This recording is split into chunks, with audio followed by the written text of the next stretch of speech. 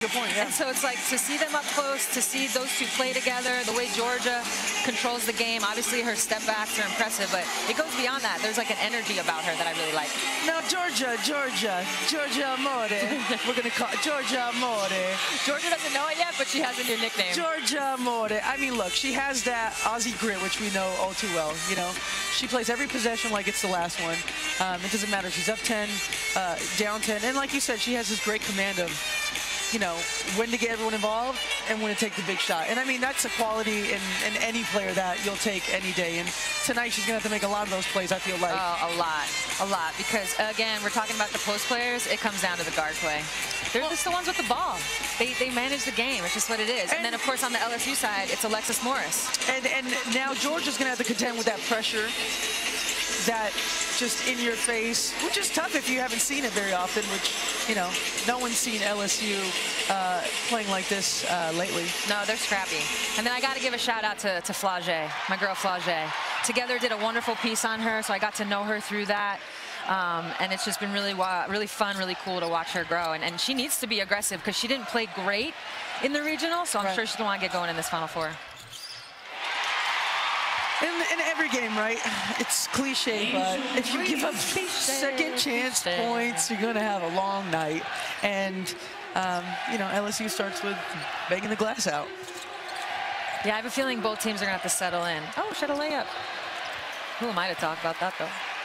Passing up layups? The queen of it right here. Just shoot the layup, Sue. I mean, you don't want to get your nose broken. Yeah, that's a good point. Great crowd tonight, too. I mean, this place is huge. It's like 4 tiers of just Texans everywhere. Up, cheerleader saves the day. Here goes our viral moment. Oh, there it is. She shall be trending.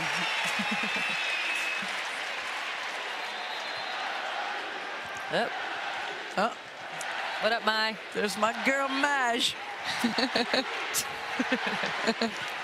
Alexis Morris, we were talking about it before the game. Like, what an interesting story. Been at, you know, a couple different schools and has really found most of her success playing for Kim Mulkey. I mean, it takes a special person to be able to adapt to different, second chance to different atmospheres.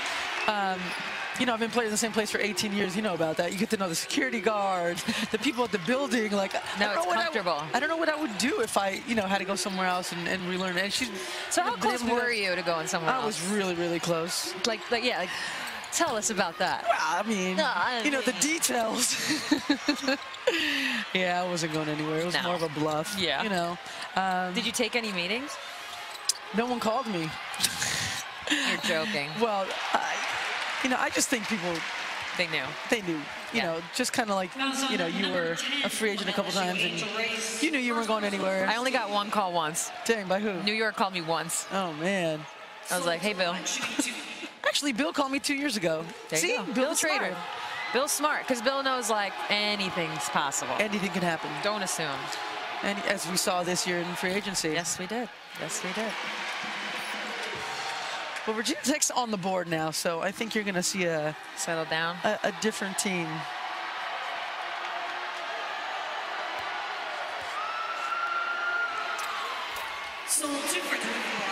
And the game actually begins. So where are we going with this one? I mean, Kim, I think I said this before, like, talk about carving out, finding a little niche for yourself and just owning it. Owning it. And I think she's done that, obviously not only with the ruffles, but I think her coaching style, I think the way she walks into a building. Oh, yeah. You know Kim is in the building. There, yeah. And that's how our teams play. That's how I felt when we just saw her in the hallway. I know. I was like, you knew she was in the hallway. I kissed the ring. Yeah. And I kept moving. You did kiss the ring. I know I did. I saw the respect. Yes. Godmother, and I'm out. You bent the knee for sure. I did. I mean, she has that presence about it, which is pretty amazing. Well, we were talking, it's like all these coaches, the ones that are successful, they just have something about them, and it's not that they're nice. Do they have nice parts to them? Yes, of course. But it's not that they're nice. It's that they know how to, like, grind. Well, you know, they know how to tighten the screws. And they tighten them, and they keep tightening them. And they know, then they know when to loosen them. And I think I like that. I like how she took the next one. There's my girl, Kit.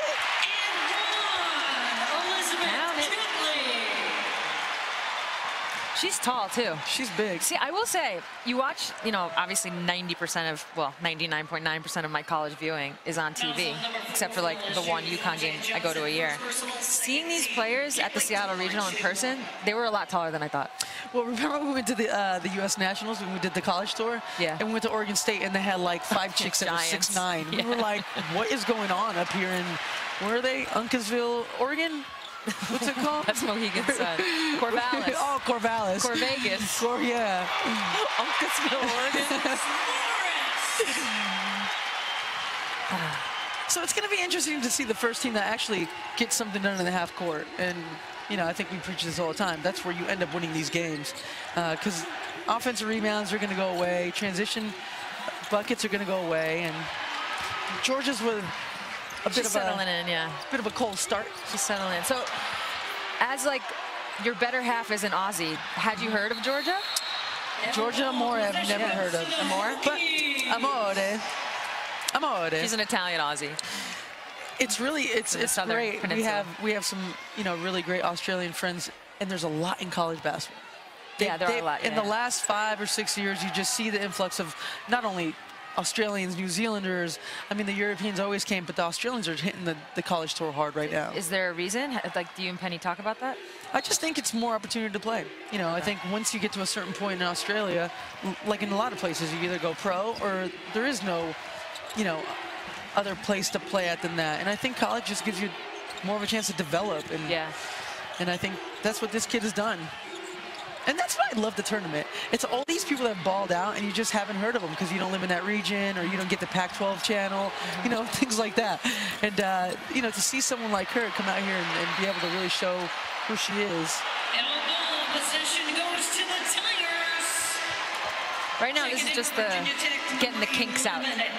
They're all just getting their nerves out. And for LSU now, number 5. It's crazy. Just this game just changes you a little bit in those first couple minutes. It's like a lot of, it just get a little tired, a little faster. You got to get that second win. It just changes you a little bit.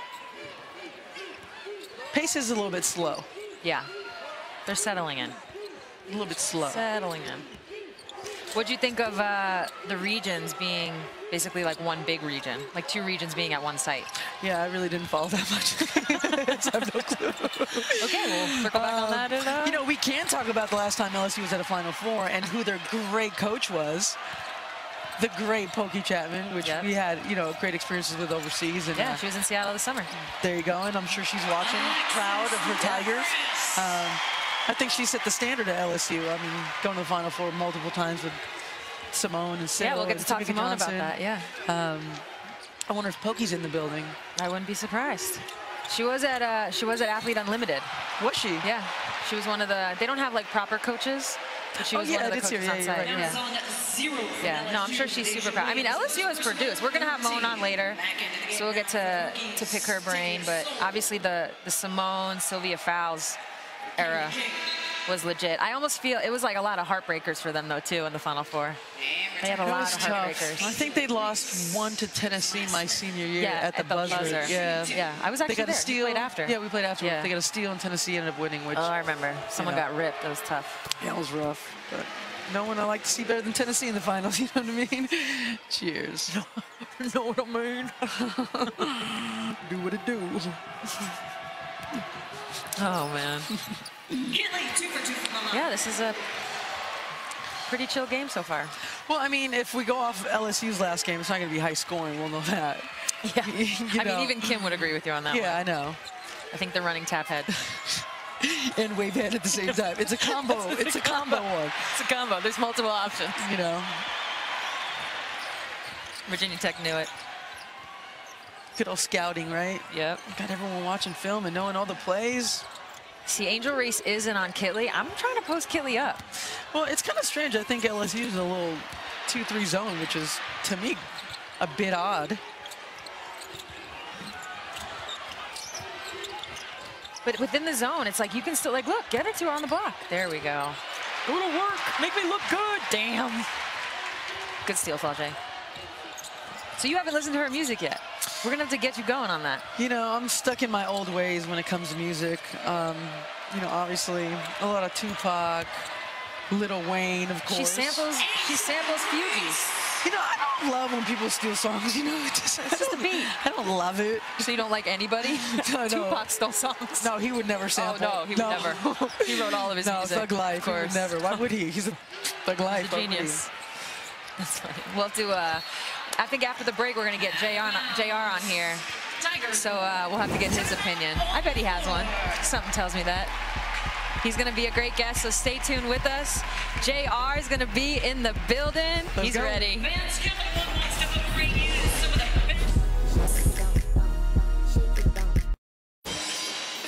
Welcome back. We're just getting started here in the first semifinal of the day. LSU is up right now, Virginia Tech, 10-6.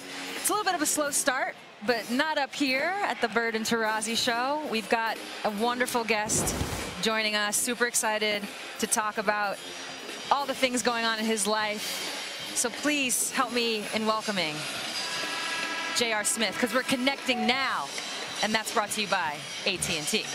What's up, JR? What's going on? What's How up, y'all JR? doing? Good to see you. How's it going, man? Yeah, good to see you. I can't complain. Can't complain. How's everything? Well, we're here just enjoying this game. What did you have class today? That's the main question. That's what we want to know. Yeah, I had class today. I had a liberal studies class, really focusing on my final, which is mass incarceration is my topic, or my thesis that I had to pick. So trying to get prepared for that as much as I can. Yeah, why don't you, you know, for those that don't know, although you'd have to be under a rock not to know, why don't you talk a little bit about the show that you have coming out in a couple days, and just for those that want to tune in, what they'll get to see. Yeah, it's on Amazon Prime. It's called Redefined. We shot it with Uninterrupted. Shout out to Brian and Mav, obviously, who started the company and who really pioneered the ship on this one. It's a great story. It's really about, obviously, myself and overcoming so many different insecurities within education. And a lot of people can, you know, translate it to so many different things, but for me, the biggest thing was education. I had an insecurity and like such a block, mental block over it. And not, I can't just say mental, but mentally and emotionally block over it for such a long time. And to finally, you know, start persevering and getting through it is kind of a big deal for myself. It may not be for everybody else, but I think it resonates home with everybody if you look at it in a certain perspective. So I think it's going to be good.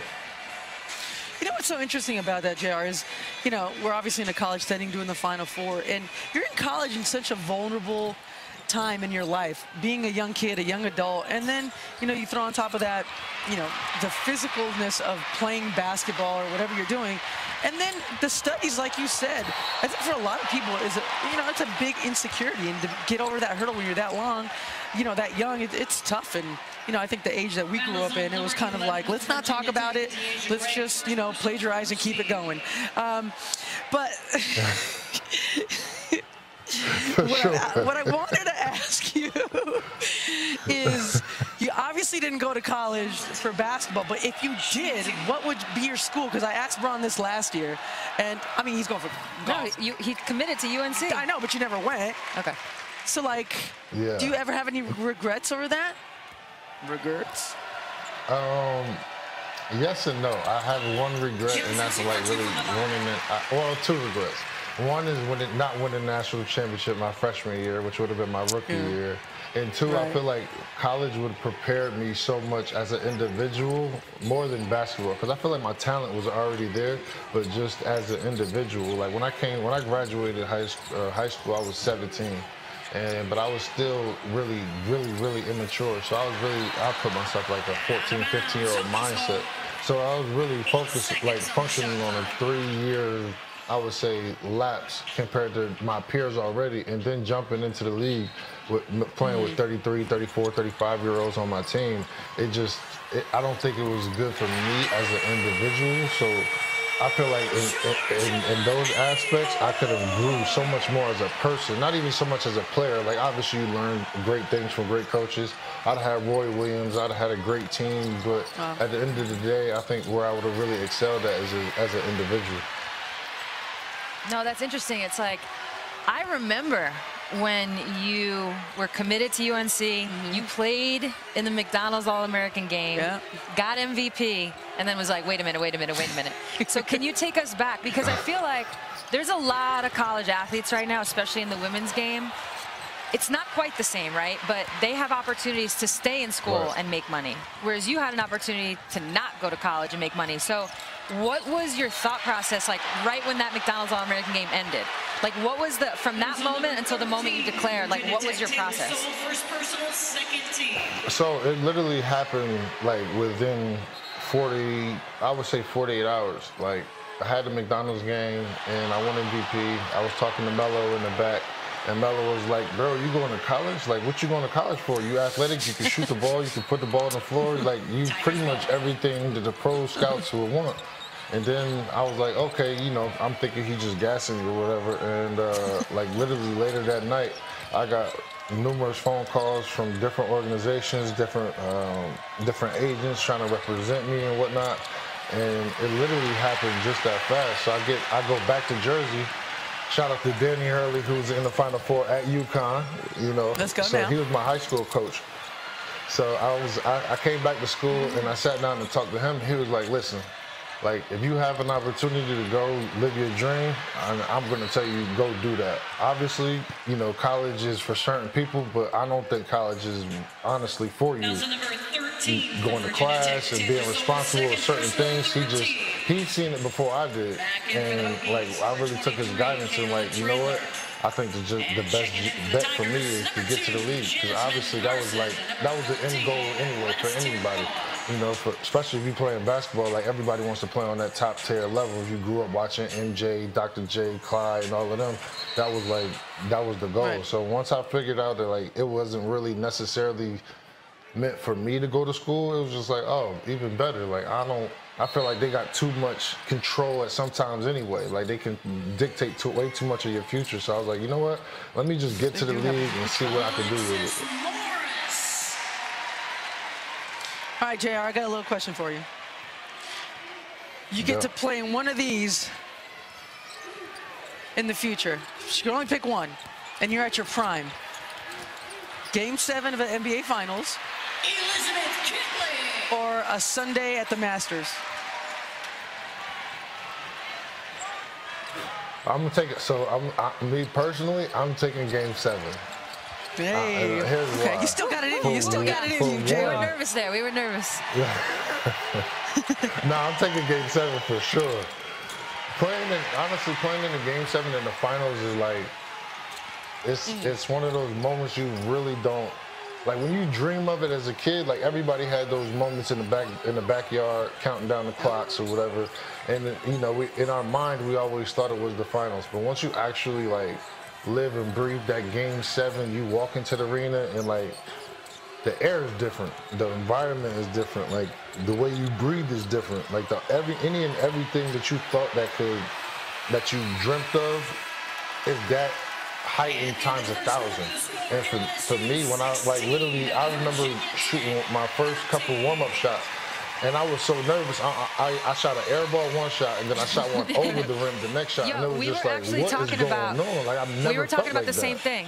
Like being at the Final Four, the semis, same thing. These kids are a little off. But anyways, we're going to be right back. We got to go to break. Stay tuned, everybody. We got a good guess and a good game. The Bird and Taurasi Show is presented by AT&T. We believe connecting changes everything.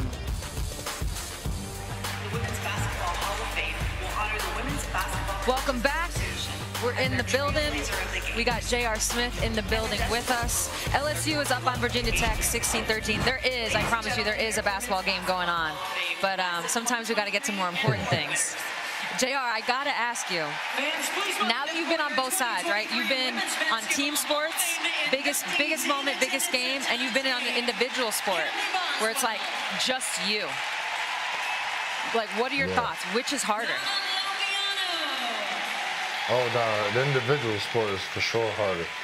Like, there's no asking questions, there's no help coming from anywhere. It's literally just you. You can't pass it to nobody. You can't get a, get an easy one, catch and shoot. Like, there's none of that. Golf is definitely harder. I think basketball would probably be more nerve-wracking just because you're relying on so many different people other than yourself. So, but if I had to pick, I would pick basketball for sure. Give me basketball over golf any day because I can pass the Bron, I can pass the Kai. I feel comfortable with that. Absolutely. Well, speaking on the NBA, what do you see? What do you like? What do you think is going to happen in the next 2 months? Yeah, this one's all right. Honestly, let's talk NBA. I like Phoenix. Do you really? Like Come talk to me. Let's keep talking, Jar. Yeah. Keep talking to me. Honestly, I like Phoenix. I like their bench. Obviously, you got the main three-headed monster, but the big boy, he's gonna be key. If CP or KD, Book or Monty can talk to the big man, it's gonna be on. But I don't know. I think they gotta. If Golden State is healthy, obviously I think that's tough. But I can't see. I'm rolling with Slim. He's tough. Slim is Isn't tough. it funny how, like, anytime you talk, like, this team can win it, it's always that one person. Like, there's always one person on the team that you need the X factor. I know. Who was it back in the day when you were in Cleveland? That one guy. I mean, obviously you would always ball out. Bron would always ball out. Who was the one guy where like, man? To me, it was Kev. It was Kev. Yeah. Like, if we could, like, to me, if I can get, like, if we can get Kev into it, like, early and, like, get him involved in going early, that was, like, the deciding factor. Because that determines on, like, how if he getting 15 rebounds or if he getting 9 rebounds. Those extra 6 rebounds is complete, like, that's game changer. Like, I think in the finals, he had, like, 17 rebounds and, like, 2 or 4 points or something crazy. Like, same as Bosh did when they won with Miami. Right. And he had, like, 16 rebounds. It's like, people don't realize, like, guys like that, when you, like, granted, he may be the third option. He may be an all-star, whatever. But you still need your touches to feel comfortable and feel confident on that floor. And once you get into that rhythm, like, your team could be really unstoppable. For us, I think it was Kev for sure. But I looked at it last year, and I thought the same thing about Wiggins. Right. Yeah. Yeah, I always say it's like they have a 6th Player of the Year award for a reason. Like, it's not easy to do that at all. And I think X factors, even when we look at a game like the one we're watching right now, it's always going to be a little bit of that. JR, it has been so much fun chatting with you. We wish you the best of luck in your new, I guess, career, right? College kids have careers now, so we wish you the best of luck. Thank you so much for coming on the show, man. We appreciate it. That. All right, 2016. We got ourselves, it's kind of like pretty much the same game when we left at 10-16 or 10-6. Just times 2. Yeah, just times 2. So we didn't miss much, folks. We're still here. Man, what a story. I'm not even like blowing smoke, like, because you just came, like, that is an incredible story. I went back to school after my rookie year in the WNBA. Oh, God. And I thought I was in outer space. Please tell me what that was like. I was like, what am I doing here? I just had discovered sushi, and I would order like 12 rolls of sushi a night. I thought that was like really healthy. So you went from beers and cheeseburgers to 12 rolls of sushi? And I'm like, I am eating well. I am doing my papers. And you wonder why your uniform fits so. Well, they keep showing the highlights of the silver ones. Oh, the silver ones did you dirty. I look like Mace on steroids. The silver ones did you dirty. And we lost that game. We lost that game. I know, is that against Duke? Duke. Yeah. To Jessica Foley. I remember that. The 3-point shot in the corner. Ozzy. Oi. Oi. No, we love that. You got Ozzy colors on today, actually. I do. Ish. Well, JR is just interesting. I mean, talk about one of the hardest sports to play. I don't know how much you golf. Not a lot. I mean, I try, when I don't have your diapers to change, what's your handicap? And carpools to take care of, and They haven't even started playing real sports yet. Handicap? Like, What are you going to do when both kids are in sports?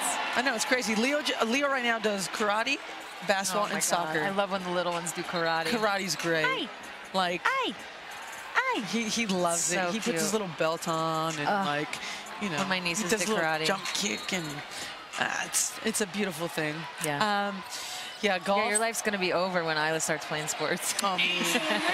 It's gonna be. You're literally just an Uber, not getting paid. Well, you're But getting paid in love. You'll do anything for your kids. Capiche? Yeah, back to those 12 rows of sushi. Yeah, well, So you go back to school. But with the 12 rolls of sushi, you know what I'd get too? A spider bowl. Spider bowl.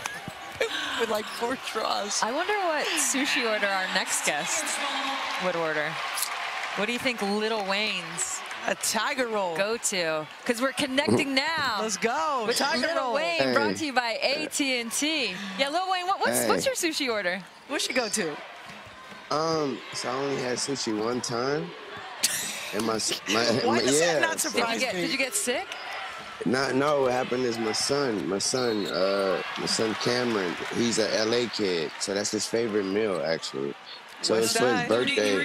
It was for his birthday, so I had to get some. And so what happened was I ordered the wrong one. I thought that I'd be safe by ordering like the veggie one, and it was I think the roll was like kale or something. It was just all terrible.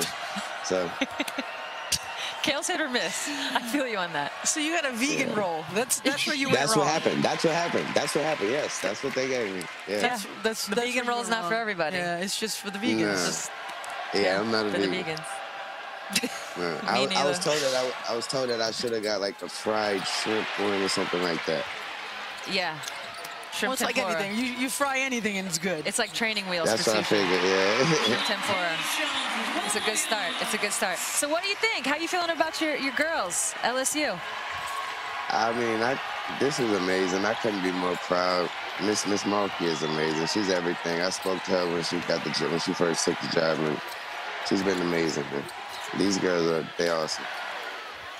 Yeah, we were just saying about Kim earlier, like, she's just the boss. And, I mean, you're in a world where, like, you have to assert yourself.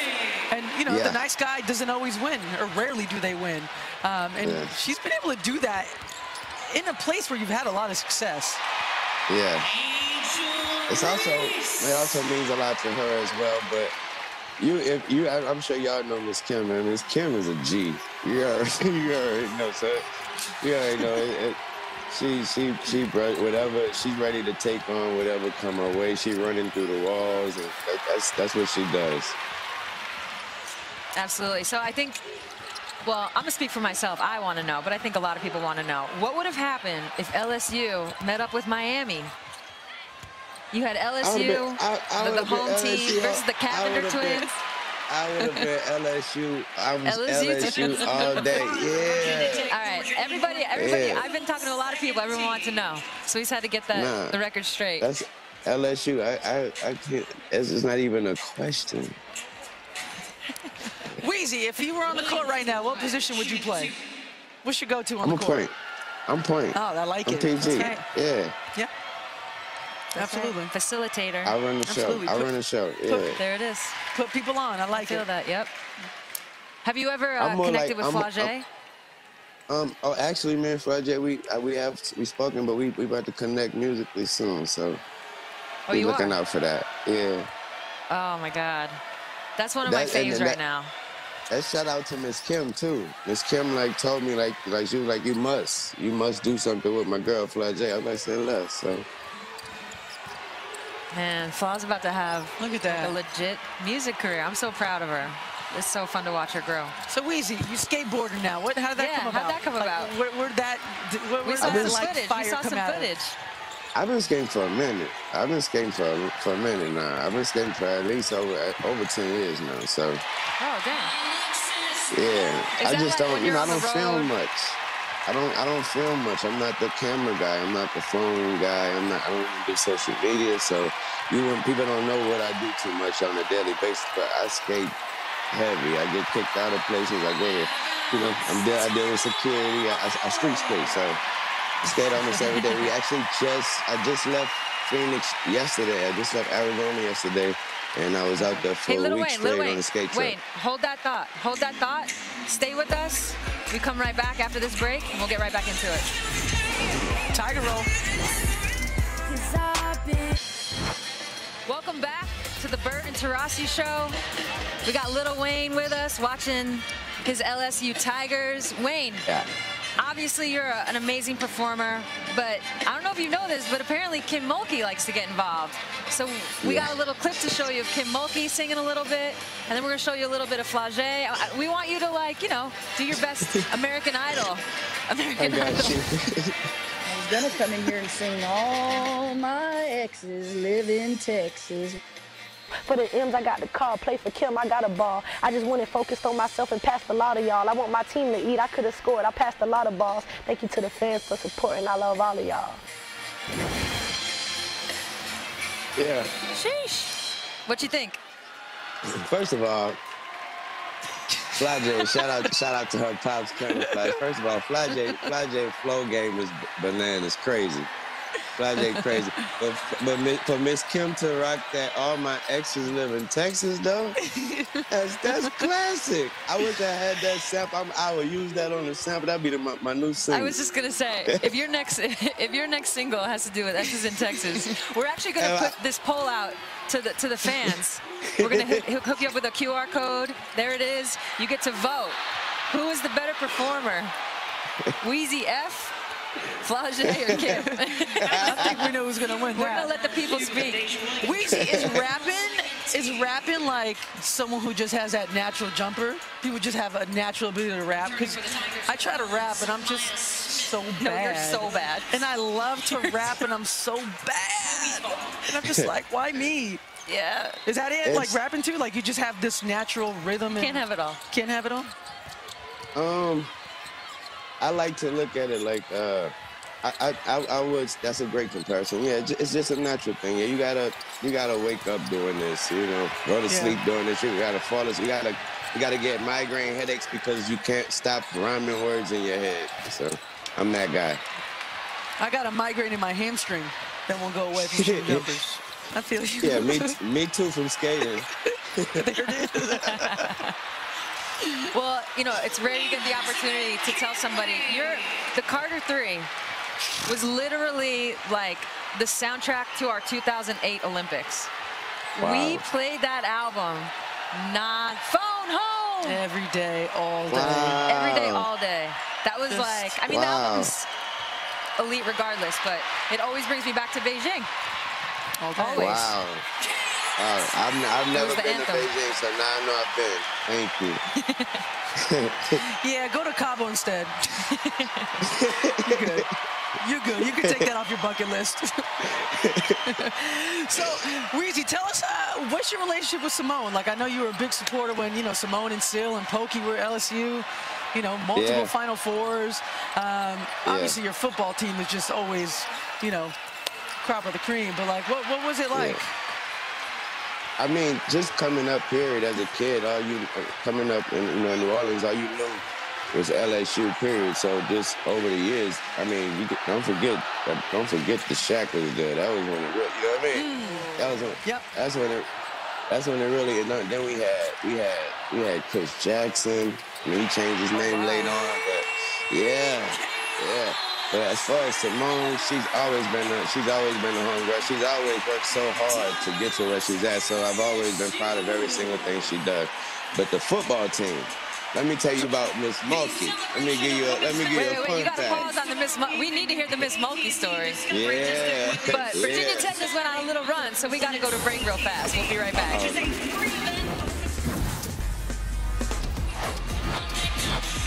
I got 2 words for you. Miss Mulkey. Wait, you gotta tell us whatever you're about to tell us. So you mentioned the football team. So after the Tigers won this season, after we got to our pinnacle and we won that game, after we beat Bama, I called Miss Kim to celebrate. I thought she was watching it at home like everybody else. So I called her. I was like, you know, just to be like, did you see we just won? She answered up. She didn't have a voice. She was like, hey, I'm sorry, but I lost my voice. I'm 40 and I'm out here right now. I was like, wow. And so it was so interesting that when she got to the other day when they won and they knew they were going to the Final Four and they came up to do an interview with her, the first thing she did was grab the coach, grab the football coach. I was like, man, Miss Kim a real G for that. She a real G. Miss Mulkey be in the streets. Oh, yeah. Look at that. She be in the streets. Yeah. She outside. She outside. She outside. She outside. I mean, it's another, testament to her to be able to keep relevant right now with kids, and it's kind of hard to connect with them. You know what I mean? For real. Is that a little smoke haze happening? I feel you on that. I'm a little jealous. Stop it. We're in the wrong box. We're in the wrong box. We're in the wrong box. Stop We're in the wrong box. I need to come down to New Orleans. I mean, after JR talking about writing essays, I have anxiety. I need a drink and a smoke. Can you just imagine JR doing an essay right now? That's crazy. Man, JR crazy. JR is crazy, first of all. JR crazy. He's doing an essay. Double-spaced. Couldn't be me. I still have yet to believe him, first of all. I still have yet to believe he's serious. That's your starting point? I don't believe you. He's there where he's golfing, attendance 100%. I know. He's very much there. He's serious. He's trying to get me to do things and help out. To what, enroll? Enroll. Any kind of way. Any kind of help. Any kind of way. That's amazing. Every good golfer needs a good caddy. Oh, yeah. I got him on that. That's no problem. All right, back to the game real quick. What happened? Tell me about Angel Reese. What do you think about Angel Reese? First of all, I got in trouble. from the Bayou Barbie. Yeah, I got in trouble. She let me know that. She was like, hold up, I thought you weren't going to show us no love. You showing Miami. I got in trouble. So I got checked. Bayou Barbie checked me. It's all good. It felt awesome. I know. Quick fact check. LSU did, in fact, beat Miami. They sure did. That's why they're here, Sue. That's why they're here. That's why they're here. So, Yeah. That's why they're here. I was in the Seattle region. I was over there in Seattle, So, Wayne, you said you were in Phoenix. Where were you skateboarding? What area? We was hitting the streets up. We was in Scottsdale up mostly. There's a lot of spots out there that you don't get kicked out of, so we was pretty much over there a lot. There's a few legendary spots out there, too. Yeah, they do. I mean, do you spend a lot of time in LA? LA's got, obviously the birthplace of skateboarding and, what y'all doing? Oh, we're showing up. There it is. Hey. We got a show. Hey, what y'all doing? You know we got people. We got people. Let me get that hoodie, though. I know. That is. I got you. That's what I saw. I got you. That's what I saw. No, I'm gonna tell you what I saw. Thank you so much. Yeah, Wayne, thank you so much for coming on. I saw you in the commercial with the Marnie shirt. That's what I saw. Oh, yeah. Oh, yeah. You did see that. You're right. Greatest rapper of all time. Shout out to my stud. Yeah. Wayne, appreciate you, man. Salute. Thanks for coming on. Salute. Love. We're having fun over here. Stick around with us for the AT&T Halftime Report. We will be back. We have a poll we got to check. Phone home. We got Moan and a poll. Phone Stay home. tuned. Weezy. Phone home. He's cool, man. So cool. Welcome to the AT&T Halftime Report.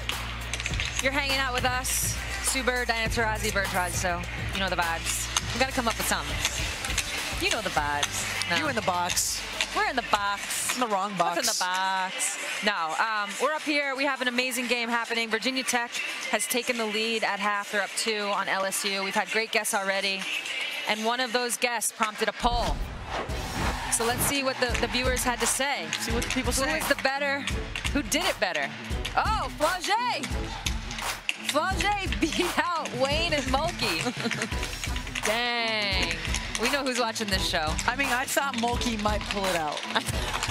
I think she was like tapping into America in that little niche way that might have put her over the top. Maybe that niche is not as big of a niche as you think. Maybe it's as small as the small niche. She's giving hope to a lot of ladies out there. I see a lot of outfits here that are resembling an amazing fashion and ode to Louisiana history. I feel like in bedazzlement. Yeah, a lot of bedazzlement. Not Louisiana. Yeah, I don't know. Keep going on the bedazzle. Well, do you remember, did your mom have a glue gun? No. Your mom didn't have a glue gun? No. Oh, Nancy. Oh, Lily had a glue gun? Oh, my God. It What was was she like glue gunning? She glue gunned everything, but... Oh, but Dazzler to me was like stapled Staples. in, yeah. The glue gun was a little bit more practical. Oh, okay. More affordable, more economical. So did you have like a little tweezer and you were just putting on your little gems? We'll get back to the glue gun. Okay, because we do have another poll. We're going to put up another QR code for you guys. It's best celebrations. And we had some good ones. We did. We had some good ones. We had some, Caitlin Clark brought it back to the WWF days with the Can't See Me. Kind of like that one. I mean, after you hit like 18 step-back threes, it's kind of like... I feel like she could have just went a look little at bit like longer. her face. She's like quick. No. Oh, finger looking good. Barbecue chicken. It's finger looking Barbecue good. chicken. And then, of course, you got to throw Dawn in there. I mean, she just dances. Dawn, this is like, people might think this is new for her. She was doing this as a player. She's always dancing. She was always filling the room. She's got another netless.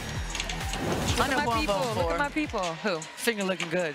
Oh. I like that. I might bring that this summer. Just start. That's a good one. I was leaning towards Can't See Me because I was like a huge WWF fan growing up. Everyone was. Who was your favorite? Ultimate Warrior. Mine was the Ultimate Warrior, but I loved the Rockers. Marty Jannetty and Shawn Michaels. I loved them. Legion of Doom. No, I wasn't Legion of Doom. Hawk and Animal. I was Ultimate Warrior. I loved the Rockers. Sting was amazing. I hated Ravishing Rick Rude. Oh my God, you didn't like Ravishing? No. Such a jerk. You know what I didn't like? I didn't like when one guy was like 100 things within like 10 years.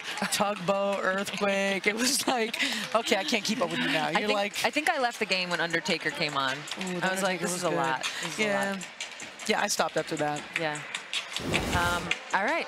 Now we're going to check out, we got the QR code there. We're going to check out some social hits. What are the people saying? I hope they're hydrating. We're good. We're good. Yeah, we got some good ones. Can you see that? I need LASIK. Dang, it was $272 for a ticket to this Final Four. Jeez. NCAA making good money these days. Get it. Good for them. Get it. Good for them.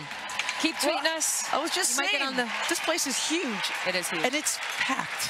Fans, let's hear it for It's filled. It's packed to the rafters. To the rafters, for sure. I'm just taking a look. All right, let's check out one tweet in particular. Let's see if we can get this up on the screen. Oh, when WNBA Twitter wants to know what's in the cups. Man, just rub it in. They always want to know. Just rub it in, aces. Well, we know what was in their cups. They had that Michelob Ultra going. But that's a good tweet. Everybody does want to know what's in the cups. We got 2 cups this year. We got 2 cups. So you got 2 guesses. Thanks to Yeti. Amazing. What is in the cups?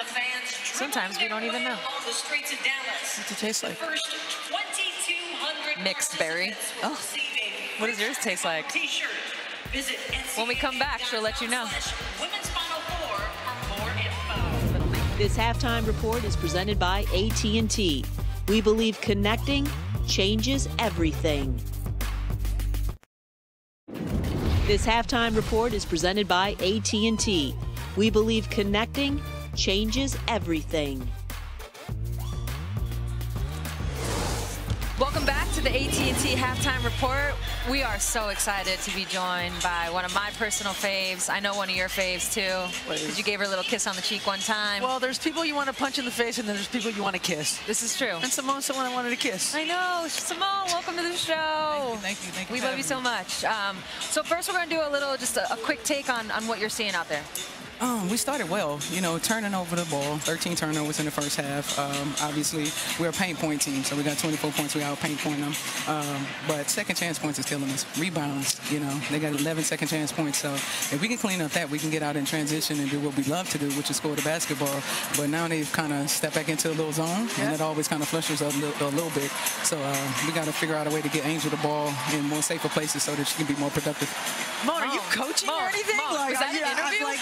I'm like, you're hired. You're hired. Like, that was like unbelievable. All right, we're done. She literally looked at the box score for like 2 seconds and just did all that. Look. So when you see them on the court right now, and I know you talked a little bit earlier about it, like, does it just give you a great feeling? Because, I mean, you were the flag bearer for what they're doing right now. I mean, you led the way. You put them on the map. Yeah, I mean, it feels amazing. We haven't been here since '08, so obviously we're excited to be back in the conversation. And I don't think we expected to be here this soon, but the fact that we're here, we're seeing the support, everything that's surrounding our program has been in a positive way. So I'm definitely grateful that I could be a reference point for them to be able to be inspired and motivated in some way. Yeah, that's dope. What is, I've always wondered, like, when you're that connected to a school, you, LSU, obviously us, Connecticut, Asia Wilson, South Carolina, so on and so forth. What's it like when the coaches change? Like, we haven't experienced that yet. Ooh. Like, what's that like? We always talk about it, like walking into the building to a new... The same. Are you going to feel as connected? You know what? Coach Mulkey has done a great job. She's honored the past, obviously. She made sure we had one of the biggest alumni turnouts in a long time. And so that's kind of what sets the precedent moving forward. And so being able to celebrate that past, but then also move forward in the future has been great for us. So she's done a wonderful job. Man, Keena's a baddie. You know, we've been talking about her a lot. We walked in the building in the hallway. You mean Miss Mulkey. Miss Mulkey's a baddie. Lil Wayne calls, well, I'm sure everybody calls her Miss Mulkey. Yeah. There's just this presence about her. And, I mean, we've all played for great coaches, you know, in the WNBA in college. And you have to have this, like, presence about you, and she has that. Yeah, it's in a walk. I was at the hotel when they left, and it was just like shoulders up, chest out, and it's like this walk plus the outfit. You have to add the outfit in there. If you can look like a peacock and ball out, good for you. Good for you. Unbelievable. Oh, there she is. Look at Miss Mulkey. We got a little montage of Mulkey's finest on the sideline. A little polka dot joint. There's the peacock. I think the favorite is the one with the hearts on it. The kiss me one? Yeah, is that the one? Yeah, the kiss me pink on with the heart. Yeah. I don't even remember. We were just talking about how the Final Four, it's amazing because it's a great setting and your team's come so far. But then there's also a heartbreak sometimes when you get here. I don't want to bring it up, but, you know, no one talks about both sides of what the Final Four could be to a program and to a player. Yeah, no, I've experienced that 3 times. You all there those times. Not being able to advance to the championship game, that's always a heartbreak, especially the one in New Orleans. It was like, oh, man, we wanted to do it for the team. And it was also during the time that Coach Gunner had just fell ill. So we were kind of like on this high where we wanted to do something special because we knew for those 2 hours she was watching, you know. But not being able to bring it home and being a hometown girl, that was the hardest thing. But now sitting here, I feel like a mother, like, come on, Willie, my baby's to victory, you know. That's amazing. So, yeah. Mom, we're so glad you were able to join us. This has been the AT&T. It's been a fun one so far. I mean, fun up here. We've had some entertaining guests. Really excited about this second half, though. It's a close game. I think Virginia Tech, being able to reestablish themselves and get that lead, it makes for an interesting second half. Well, it's kind of the same thing that's hurting both teams are the things they're going to have to clean up. Second chance points and turning the ball over. I think whichever team can tighten either one or both of them up, probably end up winning. Because they are both just really good teams, and they know what they're really good at. And I like watching teams like that. Yeah, very true. I think we probably need Moan back up here to break it down. That was so impressive. Well, we all know. She literally looked at that box score for 2 seconds. I know she's watching, but... The fascinating thing about Simone is, we played with her and against her, is probably the most mild-mannered, quiet teammate you can have. Now you know why she was great. Oh, yeah. She was scanning everything. She doesn't miss a beat. She saw everything before it happened. And now, obviously, you know, with her coaching career taking off, you can see why that's the future she's gonna you know, do great in.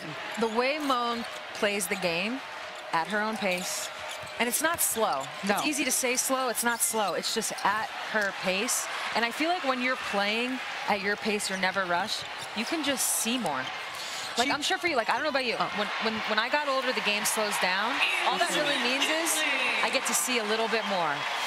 And I feel like Moan right now as a coach, she's kind of how she was as a player. She's at her own pace, and she sees it all. She's operating at an optimal level for herself. Oh, she's going to be a head coach. That's just right there. I'm sold. Sold. I'm sold. Let's buy the team in Portland. Okay. And hire Simone. Okay. You want to get weird? Let's get weird. Portland's pretty weird. I mean, we were just up there, and I felt weird. Felt very weird. And guess what? You liked it. Kind of liked it. Shout out to the Sports Bra. Dang, Virginia Tech with that 7-point lead. I mean, Kitley's getting off right now. Obviously, she's got 14. I think she might have, you know, she's close to a double-double, like, you know, and that's another player. I mean, I watch a lot of women's basketball, and you haven't heard much about Kitley. No. I mean, the whole Virginia Tech roster. Well, I mean, the last time we heard about Virginia Tech was 2002. They almost ruined our perfect season. This close. This close. So close. Should we deep dive it? Kitley with the fadeaway. I mean, she's showing stuff that I haven't seen all tournament. You know, they're pushing her off the block a little bit, but that's her move, though. But with her little footwork, it's like Jack Sigma. That's some Sonics. I feel like the minute I got drafted to Seattle, I just was like instantly I knew all the Sonics history. Jack Sigma, I love like square up, the face up that post players do. Yeah, I love it. That's the Jack Sigma move. She does it well. But yeah, when we played in Blacksburg, it's Blacksburg, Blacksburg, yeah. Which is my senior year. Which is probably top 5 hardest places to play. Yeah. Like, just impossible. It's like, I just remember it being like wooden. It's a dungeon. Just like a lot of wood. It felt like I was in a movie, The Hoosiers. A lot of wood. A lot of no sunlight. Did somebody come out and measure the free throw line to the rim? More wood. No light. Yeah, there wasn't a lot of light. And a lot of wood. I don't know how to explain it. If anyone's been there, you know what I'm talking about. But they almost ruined the best team of all time season. Our perfect season. 2002, my senior year, your sophomore year. Yep. Last couple of minutes of the game. You tell them. What happened, D? I really don't remember. About an hour ago, you were... You know certain moments that kind of go on your blacklist of memories? Yeah. That one's on my blacklist. I really don't. I know we won the blackout list. We got a lot of those. A lot of those. No, I do remember we won. I couldn't tell you like time score, but I remember you committed a flagrant foul trying to block somebody. I did, and that's Emma Kablina. And they had a really good guard. I just can't remember her name. Yeah, she was. She played with Asia. She was from Piscataway. If you Hokies can go back and... Yeah, somebody hook us up on Twitter. In the old media guides. She played with Asia for sure in Piscataway. Let us know who that great guard was in 2002 that played with Eva Kablina. Little point guard. But yeah, we barely escaped. We did. That was our closest game of the season. I think the only game we won by single digits. I think Asia made couple baskets at the end. I remember out of bounds plays. Yeah, free throws and an out of bounds play where she hit a little jumper. It was close. You know, LSU is not feeling great right now. No. You know, this little zone that Simone talked about is making them feel a little uncomfortable. And, yeah, I think she made a great point about getting stops so they can just get out in transition. Like, they're a team that wants to have fun, be loose, and the best way to do that is get out in transition. So they probably got turned up defensively. But, you know, my girl, Georgia More, you're not going to get that opportunity. I mean, she takes care of the ball, make sure they get the right shot for the right person every time down the court. And, you know, that's as good as anything. Yeah. Next dead ball, we're going to go to break, and when we come back, we're going to have Cheryl Swoops. I mean, what a legend. I mean, iconic. The stories she could tell, actually, but the stories we could tell, too. I mean, does Cheryl have a statue? She needs a statue. She should. She needs a statue. That's where it's so sad that the Houston Comets don't exist. It's so sad. It's so sad. They should all have statues. There she is. She's quiet till she's not. This is when you watch basketball, you're like, how does she get open? Like, she's like way quick. I told you, she reminds me of Plum. There's like a bounciness to her. She's way quicker than you think. I like that comparison. I like that. Oh, so we're going to stay. Oh, I love it. And we're going to connect now. Yes. With Cheryl Swoops. Brought to you by AT&T. I thought you were after the commercial. You listen. It's all about you. It's all about you. This is live. I was like, oh, who is this? Hi. Who is this? Look, I got to ask you about the babies. We got some questions for you, too. Listen. Your baby's not that much of a baby anymore. Oh, no, my God. He's 25, I cannot even. I follow him on Instagram, obviously. I cannot even believe Jordan right now. I can't see. I'm going to take him off. Yeah, take him off. I cannot even believe Jordan right now. Because you know Jordan was in love with you. I mean, he's going to be so mad at me for saying that. I was in love with Jordan. Right. He was so. Because, you know, we go on those, you know, love USA basketball, but some of these trips, we're in like Hungary, Poland, and there was little Jordan. And he's in Lebanon. Oh, he's playing in Lebanon. Yeah. That's right. That was incredible. Oh my God, I love Jordan. So I was listening over here. First of all, we're not telling all of the stories. Oh, I know. But I was going to say, as long as I don't look what? Did you say a peacock? You sure did. As long as I don't look like a peacock, Hey. we're good. It's good. Hey, if it works for Miss Mulkey, it worked for me too. Maybe I need to change up my all black. I mean, it ain't, but it's not working. Yeah. So what do you think about the game? I mean, you've been watching. You have a great eye for the game and the flow. This particular game? Yeah. It was just a matter of time before the Hokies started hitting shots. Like, they got to hit shots. And y'all know this better than anybody. That Final Four pressure is different than playing in the conference tournament or playing just the NCAA tournament, period. Because this is it. If you lose, you're done. So that pressure is real. But listen, I don't ever count Kim Mulkey out, though. Wait, take us back to, I mean, listen. We're sitting here right now. No, nothing bad. I promise. Okay. We're sitting here, so sometimes, like, we probably don't realize we got to play with you. So we're so lucky. But at the same time, we looked up to you. You know what I mean? So it's a really cool relationship that we get to have. But I remember watching you at the Final Four. I mean, you bring up Final Four pressure. I mean, you were literally putting women's forget Texas Tech. I know, shoot 'em up and the whole thing. But you were literally putting women's basketball on your back. So can you take us back to that Final Four, the epic Final Four run you had where you led your team to a championship? So I'm actually sitting with my head coach from Texas Tech. I'm going to have to cut you off for 2 seconds. I knew you would. We're going to break. Okay. And we will be back. You're a commentator, you know. She knows now. We'll be back in a minute. Stay tuned.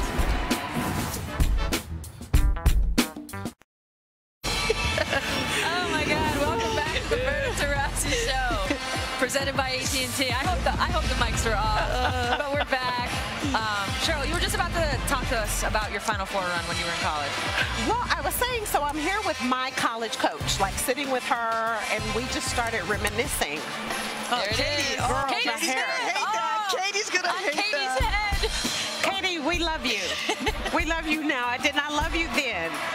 You know what's so funny is when Virginia Tech went to a zone, my coach and I started talking, and I said, we won a national championship playing a 2-3 zone. Right. And so many people were like, you'll never win a national championship doing that. But to me, honestly, it's not about like whether it's a zone, whether it's a man. It's about buying in and understanding the assignment. That's what they say today. We didn't say that back then, right? I was like, what? So I don't know. It's so crazy because when I think about like our road and our journey, because we weren't UConn. Do you know, like everybody knew UConn. We were Texas Tech from Lubbock, Texas, in the middle of nowhere. No one had ever heard of us. And like, it's so crazy to think about what we were able to achieve. We weren't the most athletic. We weren't the most talented. But we had, I don't know, 13 players on that team that we all believed, like we all bought in, and it was about whatever we got to do. It wasn't about, oh my gosh, Cheryl took the last 10 shots, so it's my turn. It was about Cheryl took the last 10 shots, well, let her take the next 10. Right. You know, but everybody understood their role on the team. I'm sure Cheryl was like, cool. I was like, I mean, do y'all want to win? What? No. Yeah. There's no I in team, but there's I in win. A big I in win, right? We all like to win. Cheryl, so is it, I mean, there must be something like sweet about seeing Dawn in this position. I mean, you guys grew up playing together, national team, you know, all around the world, WNBA, and like to see her, did you see this in her future? Like, we always knew like Dawn was the consummate point guard and leader. So like, is this something you just thought was going to be another thing in her checklist? I will say this, I thought she would be great. Right. But I don't think I knew how great.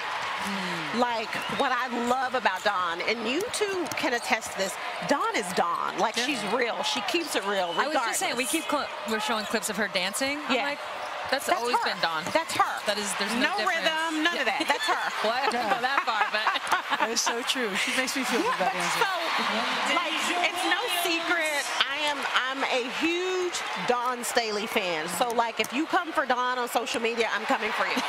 like I have so much respect for her. And to be honest with you, in today's world and society, especially for a black woman, right?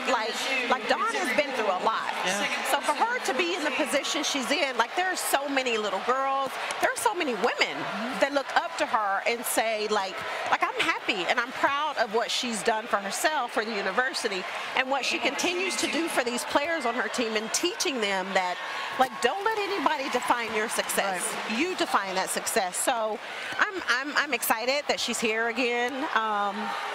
Who knows what's going to happen? I know the next game is going to be. I mean, we're very close to the next game. We still got a pretty good one here.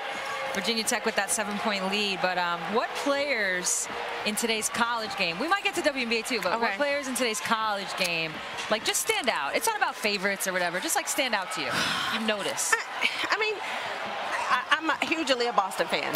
I love Bree Bill. You know what I love about Bree is when Bree came into the league, she was a defender, and she's still that, but she's gotten so much better offensively. Right. If she can hit that three consistently, right? Should be a problem. Because her size, consistently. Yeah, she's a big guard. Yeah, her size, she's gonna be able to guard anybody. To your point. Yeah. And then I mean, how can you not love Caitlin Clark? Yeah. Right? Caitlin can just flat out shoot the basketball. I'll tell you a player who's playing in this game that I think will eventually be a really good player. I think Flau'jae Johnson will be a heck of a player. I do. I can't say enough. I do. I think she will be really good. And I think Kim Mulkey's going to be great for her. She needs just a little bit of discipline in her game. Okay. I think Cheryl agrees with you. Yeah. No, you know what? Here's what I will say, though. Kim, having left Baylor. Yes. And now she's at LSU, what, her second season, and she's already at the Final Four? Yeah. That says a lot about who she is, her ability to recruit, and her ability to get players to buy in. We ain't going to talk about the outfits. You know what? Some of her stuff, though, I'm like, Kim, I would rock that. Some of the stuff, I'm like, Kim, I would not rock that. Cheryl, can you believe, when you look back on everything you've done, and I think we're kind of all in the same position now where, like, we have this track record of all the things we've done in basketball. Like, do you ever look back and, like, man, those were some good times? Or, like, you know what? I missed some things because I played basketball. Like, do you have both of those conversations? I do. Yeah. I do. But, you know, for the most part, and Sue can relate to this. You can't yet because you haven't retired. Very close. We'll get to that in a minute. When you retire, though, it becomes an entire like different world in a way where for me, I constantly look back on my career, and sometimes I'm like, damn, like I really did that. Yeah. Right. And then there are other times that I'm like, how would my life have been different if I wouldn't have played basketball? So, like, a lot of the things that I did miss out on. And I'll tell you, and you're a mom, right? For me, Jordan traveled, but he was young, so he didn't really understand. And when he got older and I had to leave him with my mom or leave him with his dad, there were times that I'm like, damn, I missed out on that. Yeah. Can I say damn? I did. I'm sorry. Yeah, no, this is ESPN too. Listen, if D is on here, I know I can say it. Hey, just stay for game 2. But you do. You know, you miss things. Yeah. So, like, just growing up and Jordan being there and me playing and traveling, there were so many times and I was like, I missed the very first step he took. Well, think about how different it's going to be for these kids. Like, they probably won't ever have to go to Russia or overseas or do any of those things that we just did because that's what everyone else did. You before us and people before you, like, and it's going to be a completely different life for them. And hopefully it's here in the U.S. There were no NILs. No, I know, yeah, that changes everything. know. I mean, you know, so yeah, it does. Well, what do you think this is? This is back pay. I mean, I'm in line. I mean, I'm like, can we go back, please? I think it's great. I really do. I think it's great. Right. But what I don't think is great is, to me, when you become a pro, it should be different. You should have more challenges because you're now a pro. Right. But now when you look at all of these players, and good for them, but all these players with their NIL deals who a lot of them are making way more money than professional athletes. Yeah. the sad part to me. Because when you become a pro, it's like, now, what do you have to look forward to? You know? So I'm like, listen, get your bag, get your money, but something's gotta give. No, it is interesting. It's like, I feel like a lot of seniors, because of the COVID year, they're faced with it's not just you graduate, it's been 4 years, see you bye. They actually have a decision to make. So for the next, I think there's like 2 more, maybe 1 more I don't know. I was going to ask you, when does the COVID year end? Yeah, I think there's 1 more class after this senior class. So like Caitlin Clark, Paige Beckers, Haley Van Lith, they still have their COVID year. So we're still looking at not just this class, 1 more year. Yeah. All right, we got to tune into the game for a second because we're going to break again.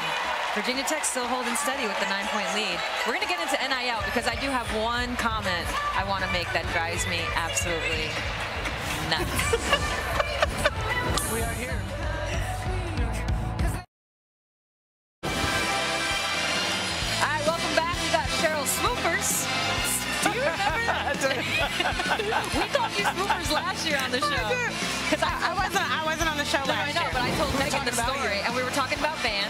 And we're talking about probably Jolly Ranchers and all kinds of things. And Megan out of nowhere goes, Swoopers! Oh my God, I can't believe she even remembered that. Story, yeah. Oh yeah, Swoopers! That's one of my favorite nicknames. Well, Swoopers, I'm just going to need you to get involved. What's up, Van? Because I know you're watching. I hope he's watching. With that little hip switch. He is. His hip switch. He probably has Jolly Ranchers in his hand right now.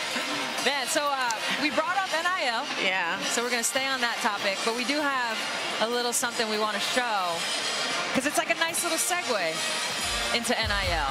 Like, what would your life have been if NIL existed? Just busting on Jordan. Oh my God, listen, y'all didn't tell me all of that was going to be shown or I would have declined. So were you a counselor or were you a camper? I was a counselor until he came in. Then I became a camper. He makes campers out of all of us. You know what? When I look back on, and you know, I'm older than you too, but I'm like my life would be so different if NILs existed then. Absolutely. I really believe that. Yeah, 100%. Although, right, like I'm not going to hate, I'm not going to be mad because I always say somebody had to be first, right? Yes. Like somebody had to walk through those doors because I didn't know. Like we didn't know what to ask for. It was like, what? Chartered flights. Nor did we ask. We were like the generation of just like, shut up, lace them up, It was like, here you go, now go. Didn't ask for anything, didn't say anything. So, well, these kids are loud these days. They won't let you know. Yeah. If the popcorn's stale, they will let you know. I mean, can you hear me? I feel like my mic just went out. Can you hear me? I can hear you. You can hear me? Okay. Anyways, live TV, you know, when the earbuds go out, they go out. So you're so fly, though. I don't know, I can't really hear, but I'll take that as a compliment. I can't hear anything. You didn't hear it? No. Don't take that as a compliment, man. No, so what I was going to bring up with the NIL, well, first of all, when I watch you play Jordan one-on-one, you know what I think to myself? I'm like, oh my God, she literally had like women's basketball, all women's athletes on her back. Because if you look like a bum, everybody's going to hate. Like, you had one choice, and it was to ball out, which you did, thank God. So here's the interesting thing. Yeah. I had no idea that was going to happen. So I went, to your point, to work the camp. And my crazy self, coming out of college, I was like, well, what do I have to pay him to work his camp? Yeah. And my college coach was like, no, he wants you to come work his camp. Had no idea that was going to happen. So the first 2 shots, which I'm glad y'all didn't show, like the first one was a big air ball. The second one was a brick, right? Okay. Because I'm like, it's Michael Jordan. Yeah. And then I was like, hold on. You're Cheryl Swoops, right? I was like, oh no, we're not going out like that. Yeah. So then it was a fun game, but you know, he's competitive, I'm competitive. I was like, well, you got to at least score a couple of baskets. Yeah, you got it. Yeah, you did. You did your thing. Yeah. So the thing that drives me nuts, all right, to say I love NIL, I know there's some tricky aspects to NIL in terms of all of it, recruiting, all of it. What I love about NIL, and I'm sure we'll have to cut to break in a second. Hey, you're going to have to hold that thought again. Because what I love about NIL is we're going to have to hang on to it. It's not about NIL. It's not about NIL. So stay tuned and we'll find out. The Bird and Taurasi Show is presented by AT&T. We believe connecting changes everything. All right, welcome back. We got audio back. I'm feeling much more comfortable now. Cheryl Swoopers, we're just so thankful you came on the show. I'm finally going to tell y'all what drives me nuts about this NIL stuff. It's not NIL. It's not kids staying. Everybody needs to make the choice for themselves. By all means, make your money. I don't understand why, in order to make the point of staying back in school and staying for the NIL deal or for the charter flights, people have to like slander the WNBA. Like, why would I go to the WNBA? Why would I do? It's like, why do you have to slander it? And I think it was Lexi Brown who actually had like the tweet of the century, in my opinion. She was like, y'all got to grow up at some point. Like, everybody has to become an adult at some point. You can't stay in college forever. That was and Lexi. I would assume, you would want to play professionally. So I just don't get, it's like, college is amazing. We're obviously all here at the Final Four. Make your money with NIL. Stay as long as you can. I mean, if we were all in college, we would stay as long as we could if NIL existed. I don't get the WNBA slander, so I just need to get that off my chest. You feel better? I do. I've been holding it in. But you know what? I totally agree. I was reading, and I finally got off Twitter because I was about to go in on some people. Because here's the thing. At some point, you're going to want to play in the WNBA. Exactly. And just remember that all the stuff you put out there and you said, those players are going to remember that. I'm just saying, forewarning you. Yeah. But I agree with you. Like, do you? Yeah. Get your bag, get your money, stay as long as you can. But understand that the WNBA is the next step for you. 100%. And it's not, you know what? It's not that bad. It's a lot better today than it was back in 19-something. I like being a pro. All right, Swoopers. Look at us. Thank you so much. We got a show. Look at us. With the go of all time. Like, Thank you so much. I love you both to pieces. Yeah, no, love you too. Y'all are awesome. Thank you so much for coming on. Thank you. You're welcome. I mean, we got a game, guys. I know. We got a game. Where are you sitting? Not courtside. See, that's not, but like, we don't get. No, I'm really not. Oh, yeah, are we live? You don't see. Oh, sure. All right, we'll talk later. No, I'm not courtside. Tell him. I'm in the nosebleed section. That's how we treat our legends here. Mic drop. Yeah, that was a mic drop. Cheryl's out. She literally dropped it. I mean, talk about just giants in the game. Oh my God. The things she's seen, it's like we don't even have enough time. Just watching her in her prime was like watching a jet on the court. Playing against her. It was, she just had this like sixth gear that no one had. Yeah, no. To this day, I don't know if anyone, like, in the open court, is there anyone fast, quick, powerful, like all those things, and then can stop on a dime? I think it was Cheryl. For sure. I think it was Cheryl. For sure. Got the hot guys doing Pilates. Cheryl was so hard to guard. So I think LSU might have figured out the zone a little bit, huh? A little bit. And we have a guest coming on next. Maybe she can give LSU some tips on how to beat that zone. What do you think? Haley Van Lith? I think she has. Shooter from Louisville. She knows a little something about busting zones. We're going to connect now with Haley Van Lith. I can't wait for you to call her Viking Princess to her face, if I'm being honest. The Viking Princess, let's get it! Haley, like, what are your actual thoughts about Viking Princess? It's amazing. You know, I've never actually heard it until this moment. Even better. I can rock with it. I mean, it's not a... I can do it. I have no Viking heritage, but, you know, I'll take it. Okay. We'll keep working on it. Okay, yeah, this is a good start. We're here. I'll put a creative team together. Yeah, we're here for a nickname. We're gonna find one for you. We're here for it. I have people. Haley, thank you so much for coming on. Of course, of course. Thank you guys for having me. I feel like I cut you off. What were you about to say?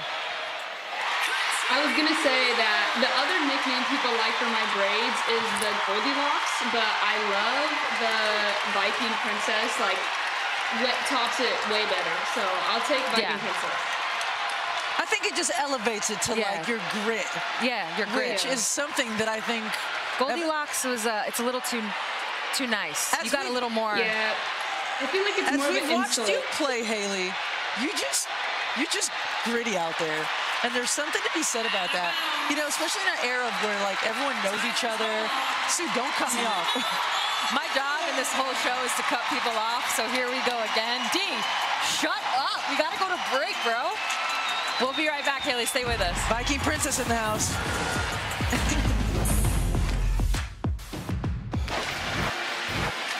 Welcome back to the Bird and Taurasi Show. We've got Haley Van Lith joining us. Haley, before you came on, a couple quarters ago, we put out a poll. It was best celebration of the NCAA tournament so far. So now we're just going to see. Well, we want to get your take. We got the Caitlin Clark, You Can't See Me. I'm sure you don't love that one. I'm sure you're not going to vote for that one. I'm not going to vote for that one. Then we got the Angel Reese. Finger looking good. Barbecue chicken. And then we got the Netless. The Dawn Dance. Doing the Dougie. So let's check out what the people had to say. Oh, it was close. By a landslide. Yeah, 44%. That's a landslide? That's a landslide. That's like we're going to a runoff in most elections. 44%. You're like the best president ever. What would your vote be? I think I would go with the Dawn. The victory dance. I like that. I like that. You didn't vote for any player. No players. So I will segue into my question. Okay, you know how it goes. I just love, like, especially, you know, and it happened to us too. Like, you know, you grow up playing against players, and then you go to Nike camp together, AAU, USA basketball. But I think now, even more with, you know, social media and just the internet, like, you guys all know each other since you were like 12. Like, but you go on the court, and that kind of just all goes away when you play. Yeah, you know, like there's like an alter ego for me on the basketball court, and like no one has been able to penetrate it yet. Like you could be my best friend of 10 years, and you're still gonna get the full effect. And that's what I love about basketball. So like, why would I take away my joy for the game? And so, yeah. All right, we were talking about this before you came on. I was at your game when you played Iowa in Seattle, and I was actually sitting behind your bench for the first like quarter or two, and you came out. Ooh, ready to go. I mean, you were ready. You were rocking. You were like, every shot you hit, you're motioning to like your little, like your fan base that was behind the bench, your parents, the people from your hometown, and then Jeff Walls grabbed you by the shoulders, by the head. What did he say? If you can share. If it's Jeff, we know we can't say it. You know my best friend Walls. He can get a little rowdy, but no, he basically just told me like, be ready for the defensive strategy to change. Like if they face guard you, we're gonna run plays away from you to get other girls going to try and get them out of it. So he was excited for me. Like he was like, I love the energy. Like keep hitting shots, but like be ready for a face guard. That was basically what the conversation was. Yeah, I mean, and he pretty much called it because once you got hot, they face guarded you, and you know. But I don't love that. Hey, let's go away from our best players. I never understood that. How about you get me open with the other 4 players? I never get that. Like, I feel like that's happened to, I mean, both of us a lot. Hey, face guard. Hey, let's get someone else. Why? Get me open. Capiche? Yeah. Comprende. All right, so you've played against Virginia Tech. I have. What is it about twice. them? Like, what is it about them? Yeah, I think just offensively, there's so many different levels. They just have so many threats offensively, and what makes a team really good in the NCAA tournament is when you have to guard all 5 players on the court, you know? So you can't help off of someone because they all can score. And obviously, like, you know, you have Georgia, who can bust a press by herself, bust a zone by herself, and then she has great shooters around her and an All-American post player. So I think what makes them so dangerous is just their offensive dominance. But on the other hand, like, they're long, they're athletic. Defensively, you know, they get deflections on passage, so it messes timing up on offense. And yeah, they're not just an offensive team. Like, defense isn't their strength, but they also, like, they have a defensive strategy for every game. So it's not like they're just gonna go in there and let you do whatever you want. So Haley, what's your summer look like now? You know, obviously you guys bowed out from the tournament probably earlier than you guys expected and wanted to, which is, I'm sure, disappointing because you guys just have a great history of getting to the Final Four and making a run every year. What does your next couple months look like going into next year? And what are the things you want to get better at? Yeah, so this summer is a big 3-on-3 summer for me. I am trying to go to Paris for the Olympics. For the 3-on-3 team, so that's going to be a big chunk of it for me, which is perfect, you know, because 3-on-3 is the perfect environment to get better. Like, you can't hide any weaknesses, right? I'm going to be in shape, I'm going to learn how to play one-on-one defense, and I'm going to learn how to score on all areas of the court. So I think to be better, 3-on-3 is the perfect summer for me. It's gonna push me. So yeah, that's what I'm going to be doing this summer, and I think, you know, it's the best way for me. I mean, we watched a lot of 3-on-3 obviously in Tokyo. It was like rugby, Haley. I mean, they were beating the wits out of each other on every possession. Yeah, well, we had Kelsey Plum on this show last year. We talked about it a little bit. I actually, towards the end of my career, started putting 3-on-3 into like my workouts, because sometimes it's like you can find 9 other people, but like, what is this pickup game really going to be? It's not always the best. It's going to be 8 really bad people. Exactly.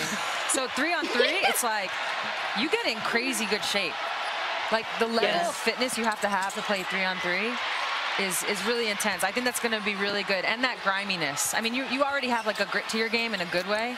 I think it's going to bring out even more. I mean, honestly, very similar to Kelsey Plum. Like Kelsey Plum, 3-on-3, I think took her game to like another level, and I could see that happening with you too. So I think that's amazing that you're going to do that this summer. Ooh, Virginia Tech's getting bopped in the face in more ways than one. No blood, no foul. Down 6. 1:17. I don't know, guys. What do we think? Well, you know, it's one of those things where Big Mo has shifted. Yeah. Big momentum. I mean, look, LSU's pressure. Finally caught up. Second chance points, as you know, Haley, just a big thorn in your foot when you're playing basketball. Like, if you can get a stop and you don't get the basketball, you know, you're going to have a hard time winning that game. I remember, Haley, do you remember when we played at Louisville and Haley came in and I think you were like 17 and Carol brought you in and she goes, I remember she came and whispered in my ear, she goes, D, she's the next one. And I was like, oh, we'll see about that, Carol. I believe her now. No, hey, actually, speaking of that, yeah, well, actually, what was your impression of that coming into the locker room? I'm a very confident person. Like, I don't get nervous, and my tail was between my legs when I walked in that room. I was like overwhelmed. I was sweating. Like, I had the dumbest smile on my face, and like I just wanted to talk to everybody. But no, it was just like me in a room full of all my idols, and like I was too young to know how to handle myself. No, I definitely remember that. But obviously, I've been following you from, God, even your early high school days, just being from the state of Washington. What made you choose Louisville, just given the distance? Yeah, I know I didn't have a problem going far from home, but I really liked Louisville because I wanted to play for a fan base that was dedicated. We have one of the best fan bases in the country. We packed the Young Center every night. And I wanted to play in an offense where I was going to have freedom to be myself. That's huge. And I think, yeah, like that, ultimately I'm going to be able to reach my potential because I played for a coach that his offensive scheme fits my style of play. I mean, I love Jeff. I think he's one of the most proactive coaches out there where, you know, obviously in any sport you have coaches that have been in school for a long time. Every single year, I feel like he brings something new to the table. And you can visibly see it on the court. Yeah, and I think, you know, when the game gets on the line, he's a great X's and O's coach. Like, there's so many times throughout games where he just draws up, like, he knows defenses so well that he'll drop the perfect play. It works every time. Like, I've never seen anything like it. He'll look at me and say, don't miss this effing shot, and it will work. I'll be wide open every time. So I'll give him that credit. Like, when you give him a clipboard, that man can work. Yeah, my one Jeff Walls experience, like player-coach experience. And this is where he really gained my respect. Like immediately I was like, all right, this is my guy. We were at a USA camp, and it was kind of like the WNBA season hadn't ended yet, so it wasn't all the players, and it was a lot of young players. I was the only one probably over 30, I'm not even lying. And not all the coaches could come either because they were still in the WNBA playoffs. And so Jeff was like one of the main guys, like one of the main coaches. And at one point we scrimmaged, I was on his team, and it came down to like, I don't know, we're down 2 with 5 seconds. He grabs the clipboard, he draws, like, to your point, like a really good play, and it was for me. So I was like, all right, I like this guy. He's good in my corner. Only if I had 4 more years. Yeah. And he kind of said the same thing. He's like, oh, you gonna hit it? And I was like, well, yeah.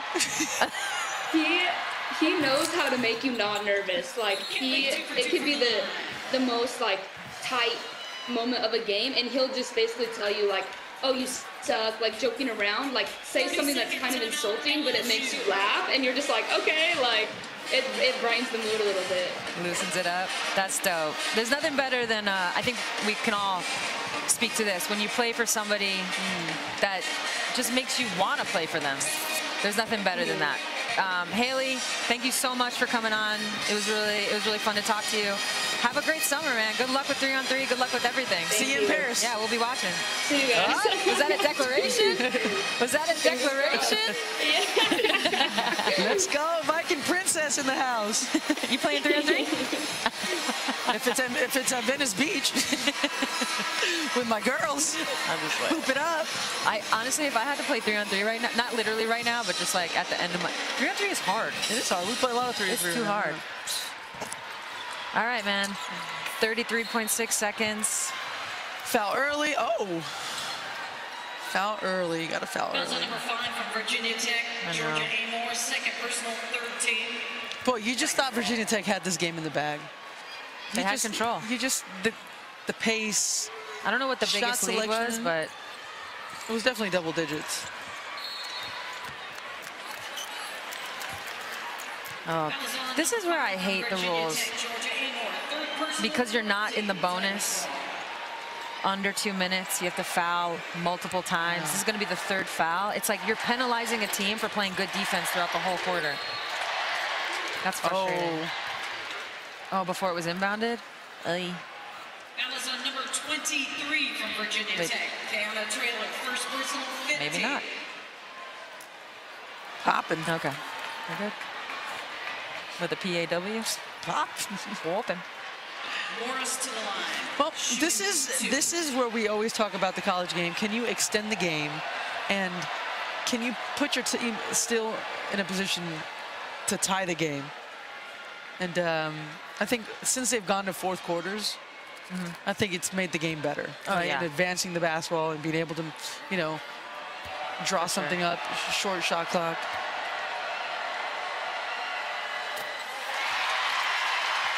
I mean, this LSU team is tough. Just when you thought they were, you know, out not playing well, Mulkey, what'd she do in a timeout? Just got in there. Just got in there. For sure. You know, and that has nothing to do with X's and O's. That's just having, like you said, respect for your coach that you want to play for and you want to win for. Yes. And you can see these kids are all bought in right now. I know. Look like at this. right there. This team is all in on whatever Mulkey's selling right now, and that's. We don't do a lot of stats on this show, but just to give the viewers a little idea, in the second half, the rebounding has been LSU 23-10, and in the second half alone, Angel Reese has had 10 of those rebounds. Yeah, that's a problem, and that's even more. That's where Angel just will crush the game. She can take over a game. I mean, and there's something to be said about playing the game and not having to play called for you. You know, she just made basketball plays, and you know. A little elbow, a little up and under. They have a nice little, you know, inside-outside punch with those two. I mean, their versatility, what makes Angel Reese special to me is her mobility at that size, at that position. Like, that's where, you know, obviously we have another game coming up, Iowa versus South Carolina, which is a true battle of styles. Right. But when you think ahead, I mean, really either team, that LSU, assuming they win this game, up 8 with 29, it's like Angel Reese is going to be a problem. Luckily for South Carolina, they have bigs that could probably match up with it a little bit. Multiple bigs. Multiple bigs, yeah. Which is... But that versatility is that's what gets her loose. And she's like relentless with it. I mean, this LSU team is nice. You know, they're into it. Miss We might have to bring Moan back up here. Miss Mulkey. Moan's going to come back to the finals. Maybe we'll find Sylvia Fowles, too. Tamika Johnson. Tamika Johnson's in the building. The Hodges they twins. stole it. Boy, I mean, LSU's just had They've had some. Not the first Bayou baller. Just Also number 13 ballers. from Virginia Tech, Taylor Soule, 4th personal. What's my girl Flage doing? I need a box score.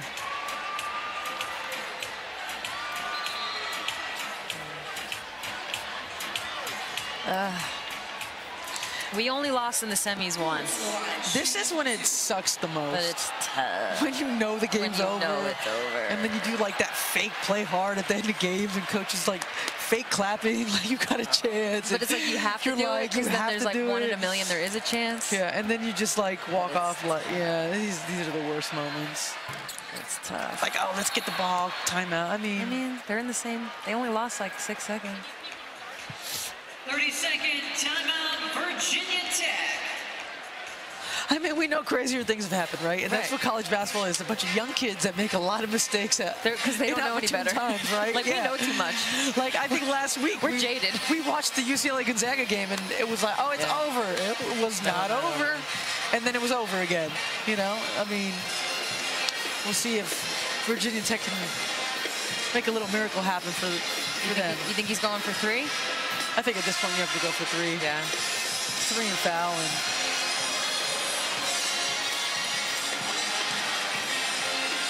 it's always interesting to see what coaches decide in these moments.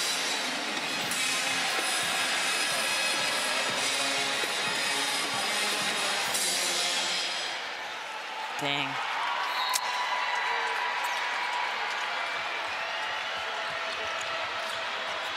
This is not how he drew it up.